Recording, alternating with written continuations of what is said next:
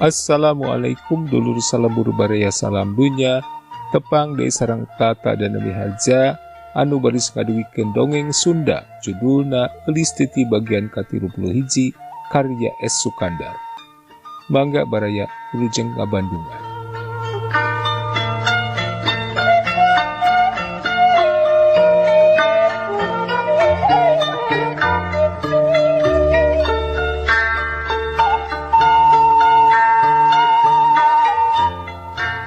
Puguh we di jero pating koreja teraduaseun red ka Eulis nukeun ngaberdega di lawang kewes pantes nyari manis dina dangdana nu kacida surup siupna katempona ala Michiko. Hei, rek naon hah? Subrata nyentak, tapi ari bibir bari kumaetan mireungeun nu matak uruy nu toloheor. Hehe, rek naon? Hayang nyaho? Rek ngaringkus komplotan anjeun, jalma tukang ngarugikeun ka nagara. Jalma-jalma anu salila mentingkeun diri pribadi. Musuh nagara jeung rakyat, ngarti anjeun. Eulis pinuku kawaspadaan, panon gular-gilar awas bisi aya nu ngabongohan. Hahaha, lucu deh bae. Aya awewe geulis tapi wanian, make rek ngaringkus urang, euy Kasim. Moal kitu maneh teh edan mah. Subrata malik kasih Kasim, beri terus nanya ke Eulis. Leheung nu edan teu madak ngarugikeun nagara jeung rakyat. Tapi pagawean anjeun hiji penyelundup barang nu kacida ngabahayakeun anak nagara jeung ka rakyat. Na anjeun teu ngarasa. Eulis nyaritana tenang naker. Naon? Gampang sia meuwir teh. Tewah Kasim, lumayan deuleu. Subrata marentah ka salah saurang baturna. Nu diparentah asa nu rek meuntas manggih cukang. Pugusahan nu teu kabita mireungeun unjeungseng endag bangun unang tanglawan hayang dijorag. Seak besi Kasim teh ngarontok katempona nu ditarajang teh teu ngayakeun reaksi naon-naon. Tapi matak teu kaharti. Nah atuh badan si Kasim jadi melesat keluar nobros jendela kaca. Datangna titutuk ninggang kana juru teras. Ari bak ari jempe teu ngaluarkeun sora naon-naon. Iwal ti sora ngagedebut teu beda tinangka asak ragrag dituturkeun ku leprakna sora pot kembang nu ragrag. Tapi mun seuk diilikan pasti bakal katempo getih ngabulaeh tina sungutna. Lantaran huntu hareupna luhur handap kabeh rampal murag. Dabongan tadi manehna nyerengeh. Suka ati dumeh rek nangkep dada montok satan nyewol buah cengkir. Nele baturna teu pupuguh ngadon luncat keluar salah mangsa. Nu dua andai nyata si Jalil jeung si Kinong teu nunggu parentah deui. Seak bae ngarontok teu beda ti situ mah ngaraweg begu.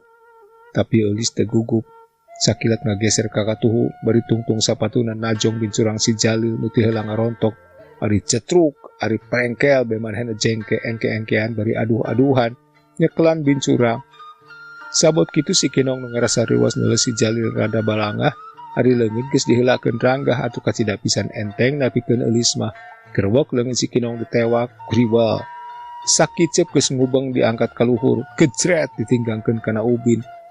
Bareng jeung ngagejretna si Kinong, si Jalil geus ngarontok di teu belah kenca barang nyireudeg. Eulis mundur salengkah bari ngael suku si Jalil. Atuh pugu bae meninang kuban ti susut kana ubin. Irungna depe sedang getihna ngaburia kawas nu sariawan. Koreja tudang diberi nafsu dan gagukuduk sedang Subrata mireungeun batur nangan sakeak-sakeak pisan teu mampu newak nu jadi lawan kalah maranehanana dibebet-bebetkeun ngaguriwal kana cangkengna kawas aya nu dicokot. Eulis ringeus nyaho dirina diancam ku bahaya pati. Teu salah anak jerelat sleber teh aya nu ngagurilap nyerepet ngajojo dadana. Kilek Eulis ngenca di barung jeung ngeserna kuda-kuda. Hiuk bentrang kana tembok, luprak hiji peso balati ngagoloprak kana ubin.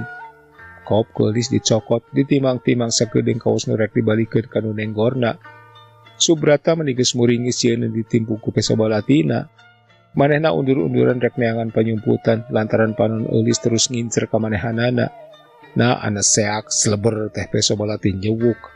Creb kana tihang malang luhureun panto kamar, nancep tengah-tengahna pisan. Ku ayana tindakan Eulis kieu ku Subrata geus bisa kaukur kumaha maherna sarta hebatna Eulis ngagunakeun peso. Sabot Eulis balangah keneh tas nenggorkeun peso, ana seak gabrug si Jalil nu tadi teu susut ti kael sukuna ngarontok. Tapi puguh oge panon Eulis ranci ngasalah batan mata heulang ruyuk. Sakilat kuda-kudana ngageser bari noel leungeun si Jalil. Atuh puguh si Jalil jadi muih. Lantaran tenagaan aya dina leungeun duanana ayeuna sasat dipuihkeun. Gerwok bae leungeunna sakicep si Jalil geus ngoleang nonggeng dibebetkeun kana ubin. Ari bak, ari sak teu kecet-kecet. Teu beda nu keur merelak heulai dibebetkeun kana kasur empuk. Ari gubrak, ari guher bae kerek nyegrek. Jelang eulis luncat ka tengah kadiketan Subrata. Nu ayeuna geus nincak alketip di tengah imah. Nu keur waktu tadi ngejat ngajauhan lantaran sieun ditenggor ku balati. Eulis ngajegah hareupeunana bari nyusutan kesang ku sapu tangan. Rek lompat ka mana Subrata? Paling-paling we katungan sarik sig beusi pikeun nebus kajahatan anjeun. Eulis mun cereng, musuh nangan kari hiji deui. Subrata muringis, luak liek nangan pikeun panyumputan. Sabot kitu, ana seak di si kinong nu geus eling hudang bari terus ngarontok, tapi sakilat kuriwel koleang dibebetkeun deui huluna nutug. Sabot kitu ras Subrata inget kana sorenana nu hiji deui. Teu gana-gana ngagunakeun soteh lantaran manehna ngarasa paur ngeributkeun. Da geus tangtu bakal ngagereuwahkeun ka sarerea. Sarua bae jeung ngodang polisi supaya datang. Tapi ayeuna mah kapaksa pikeun ngabela dirina nu geus kaseret kana gawir jurang nulung kawing. Teu loba mikir kuriwel song bae ditodongkeun ka eulis.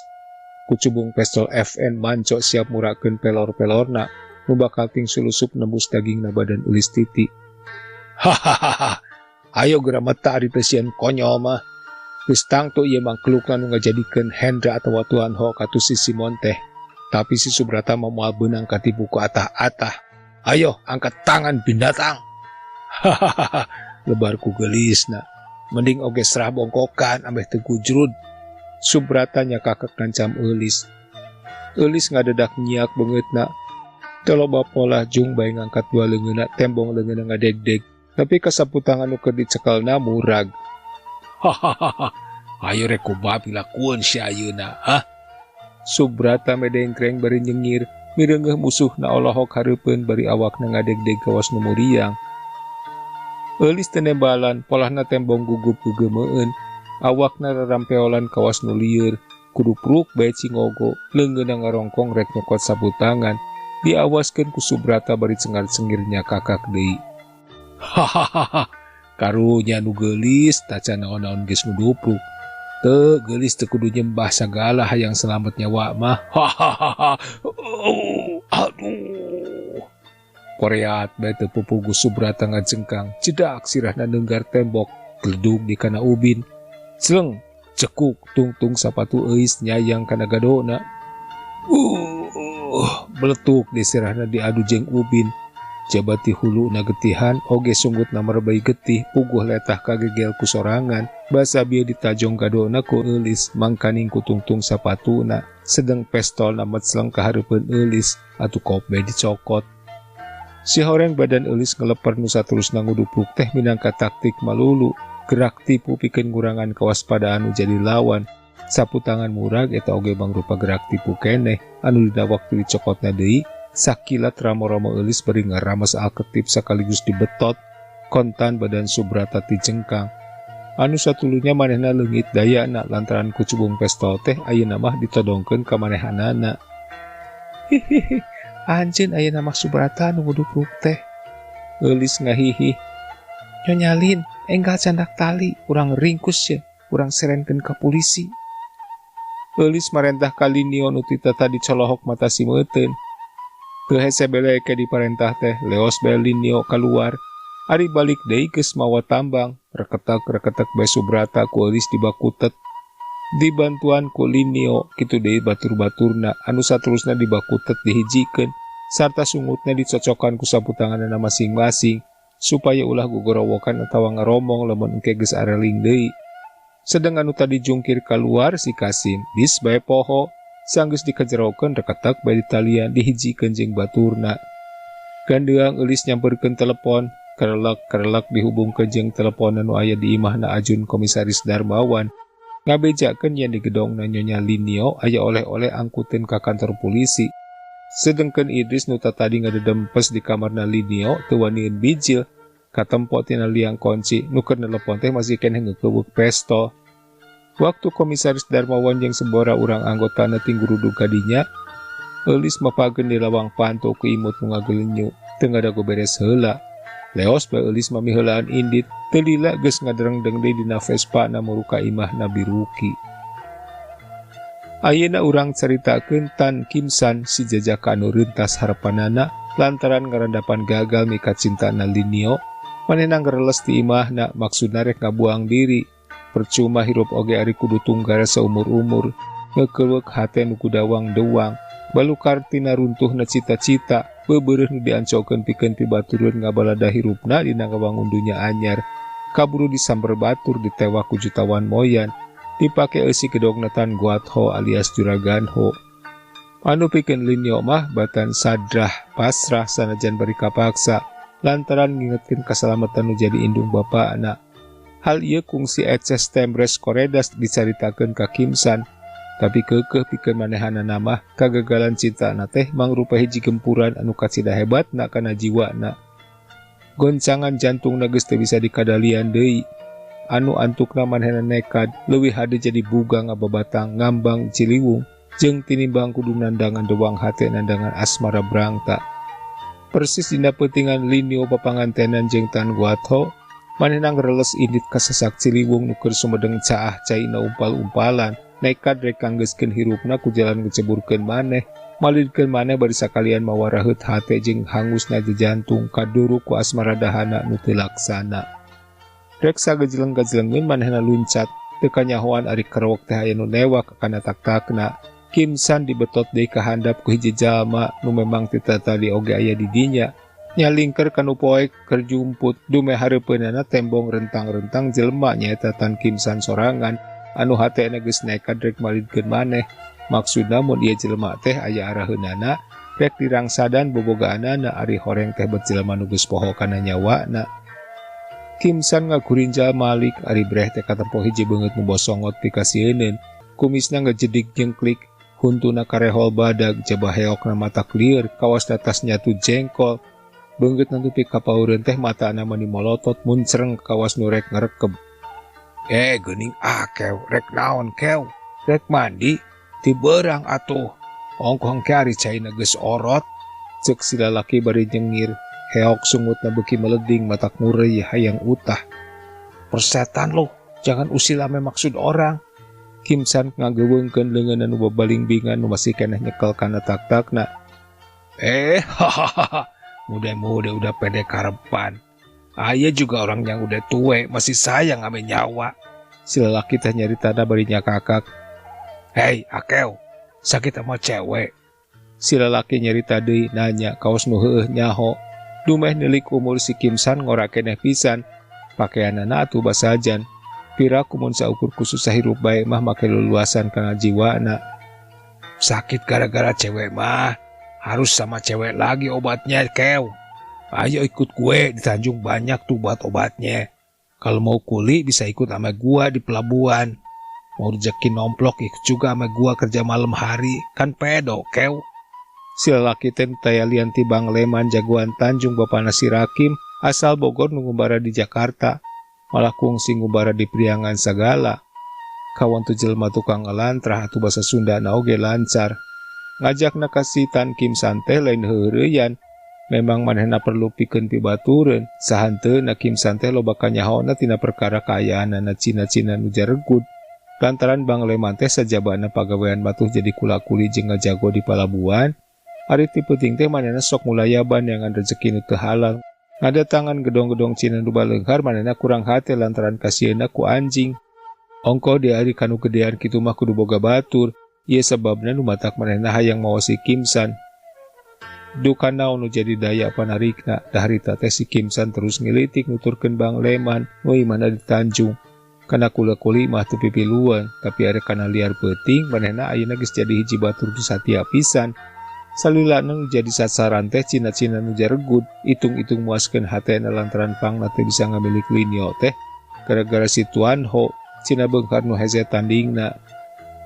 Ayeuna sanggeus si Kim San mimilu aya taunna ka Bang Leman, lampah jahatna teh jadi kangeunahan dina ngalakukeun rupa-rupa pasangan ngabongkar gedong nu model-model bangunanana manehna tapis pisan bubuhan warahan Bang Leman nu jadi guruna. Guru dina sagala, guru main poci barusah, guru ngagedor, malah guru rucah sagala. Geus teu aneh pikeun awewe golongan tuna susila mah yen jajaka Kim San teh pamuda padet loketna oge uduh duitna. Di antara gacoanana nyaeta si Eha awewe anu ayeuna geus ngapruk jauh pisan sasabna teu malirek kana papatahna Sudrajat. Geus lain hiji atawa dua gedong-gedong nu jadi sasaran si Kim San jeung Bang Leman teh. Ngan gedongna Juragan Ho nu salamet teh teu kungsi digadabah. Eukeur mah rempeg nu ngajagaana turug-turug ngerasa sungkan lamun kudu papanggih jeung Lin Nio sieun kasakitna kambuh deui lantaran ari cinta nu munggaran mah hese pisan dipupusna. Ayeuna sanggeus kanyahoan Juragan Ho sabaturna ditangkap kuno wajib, mimiti perhatianana dipengkolkeun ka dinya. Lain rek ngarah barang-barangna, eta mah soal nomor 2 dangke pasti ka pemilik upama laksana maksudna. Tapi rek ngaheroan Lin Nio urut bebeureuhna. Piraku ayeuna mah make teu bisa ka pemilik, lantaran sakina keur di panjara. Maksud si Kim San moal terus cicing di Jakarta. Lin Nio rek dibawa ka Sukabumi, pikeun bekal nangumbara. Kabeh raja kaya Lin Nio rek dilelangkeun. Tapi lain deui si Kim San harendegna barang kumanehna kabireungeuh, ayeuna aya lalaki nu sok larbek ka imahna Lin Nio, malah hubunganna teh bangun intim naker. Ieu mangrupakeun panghalang pikeun maksud manehanana, oge nimbulkeun amarah nu ngagolak di jero dadana, lantaran dianggapna Lin Nio teh geus ngahianat kana hubungan cintana. Mun ka Juragan Ho, Kim San teu geuleuh teuing lantaran manehna nyaho yen Lin Nio teh saeutik oge teu mika cinta ka salakina. Bener raga badagna bisa dikawasa, tapi lelembutanana mah hatena, cintana tetep dikawasa ku manehanana. Juragan Ho mah ngan ngagugulung jiwa nu kosong molongpong. Teu beda tinggal kepan boneka nu aya nyawaan tapi hatena mah kosong. Ari ayeuna yang hareupan hiji lalaki nu sok larsup ka imahna Lin Nio nyaeta Idris, anu pikeun Lin Nio mah mangrupa hiji cahaya dina poek meredongna peuting. Sanajan ngan saukur celak-celak, teu wudu matak bisa caang oge moal tata rajong lamun segelempang. Anu matak teu heran lamun hubunganna dina anggoning campur gaul teh sakitu intimna. Lain deui reaksi si Kim San anu akhirna timbul hate jahatna. Si lalaki katut Lin Nio kudu disampurnakeun, harta bandana kudu digarong, ulah aya nu disesakeun. Perkara sejen kumaha engke. Der badami jeung Bang Leman ketut si Rakim. Puguh bae manehna mah nyaluyuan haget naker. Dianggapna gedongna Lin Nio mah hiji sasaran lumpuk naker, randa ngora, hade rupa loba bandana, matak sugema we mun hasil teh. Malah terus ditangtukeun, peuting engke keur mejihna poek bulan, hiji waktu nu mustari pikeun ngalaksanakeun maksudna. Repeuting memang poek meredong taya bulan taya bentang kalimpudan keur nepi hujanan nu cancur keneh bae. Kalah kakarasana ngelekep lir nu dikulub nambah-nambah panas, nu memang hawana geus panas akibat padet teuing pendudukna.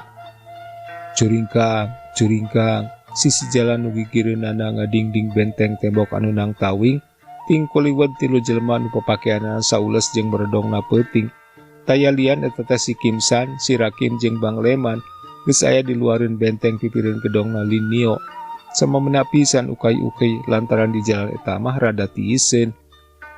Kalacahat si Rakim naik kana tak-tak bapana nu nangtung nyarande kana bibir benteng.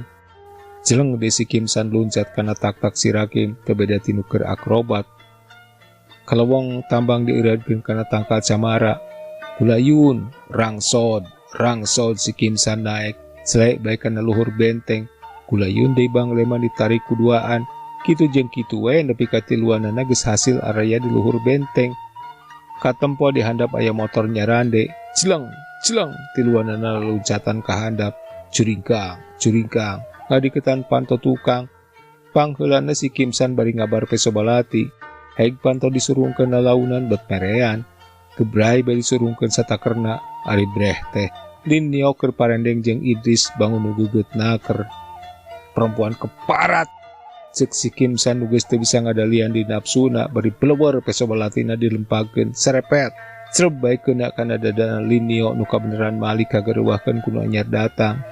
Aduh, kan sakitu sora Lin Nio nu kaluar, lenggerek bae manehna ngarumpuyuk mandi getih teu empes-empes. Tewak lalakina urang beresan.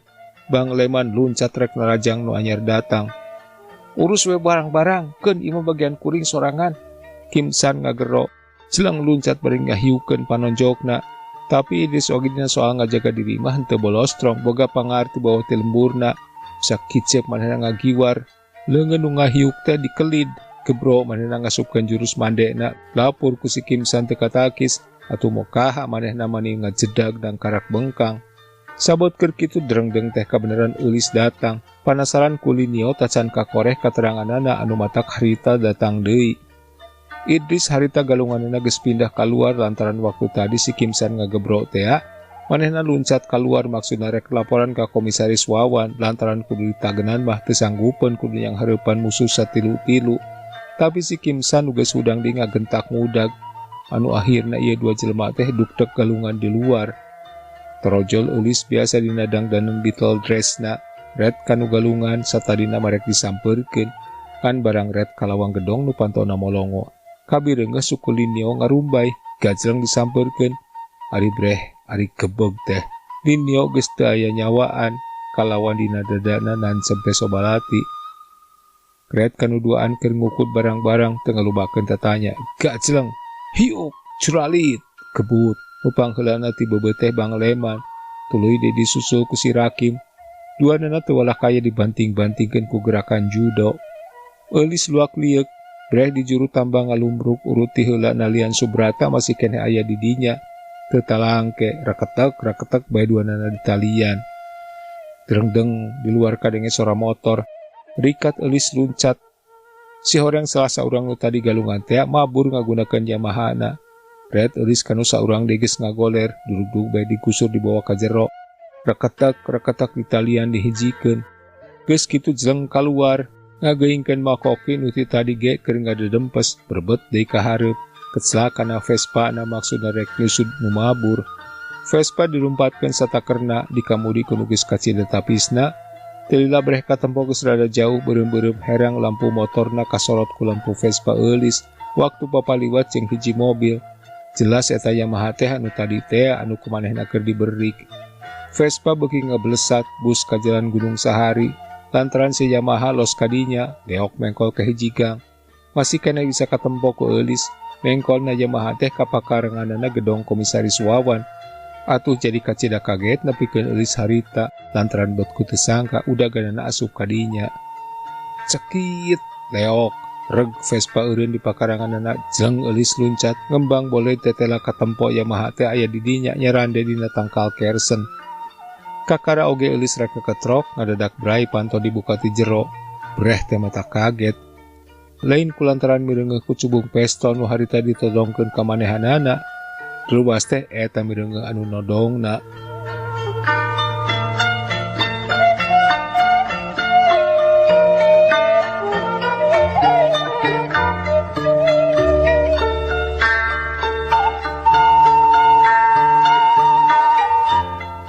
Cag baraya duwi kadieu heula dongeng Sunda anu judulna Eulis Titi bagian ke-31 karya S. Sukandar.